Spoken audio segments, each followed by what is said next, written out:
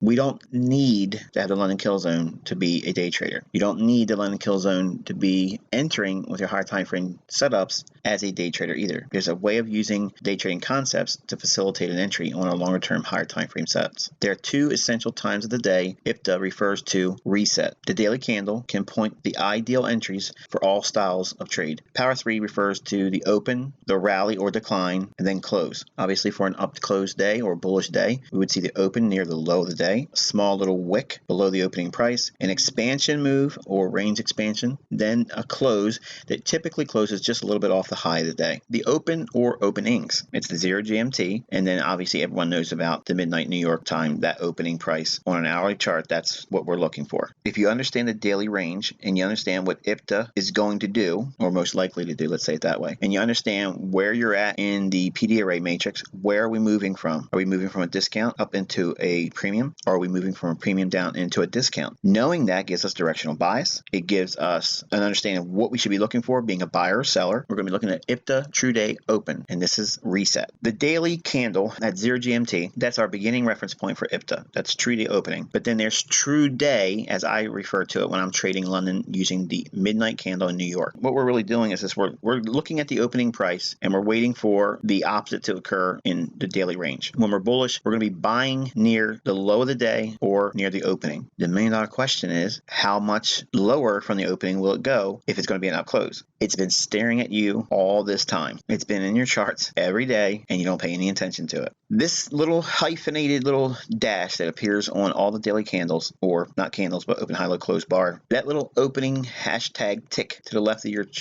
daily candles or bars, that opening is all you need to know. That occurs very, very early in the evening in New York time. When it's up close, we're trying to capture that big lines portion move up, and when it's a down close, we're trying to capture that big range going lower for a day trade. The key is you have to know where you're at on the higher time frame PD array matrix. Obviously, if we're looking for an up close, we need to be seeing the daily moving away from a discount array. It has to have already respected a discount array. So that way, the next trading day, we should see no movement at all, if very little, below the opening price at 0 GMT.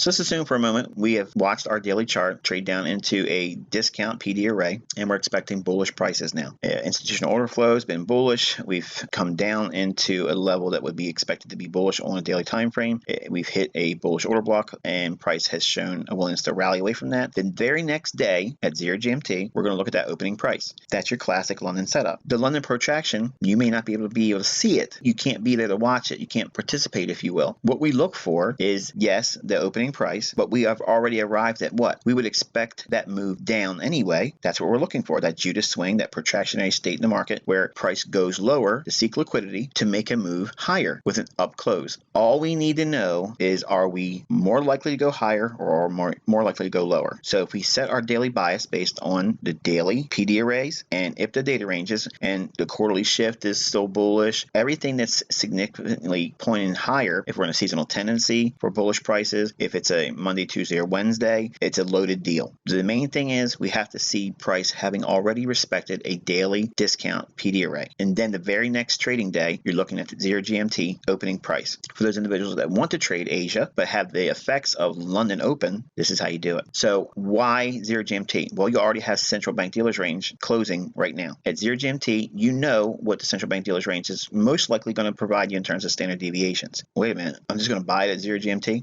Yeah, you're going to use a 5-day average daily range as your stop. You would take whatever that average daily range is, subtract it from the opening price at 0 GMT, there's your stop loss, and you just let it rip until it trades to a premium PD array.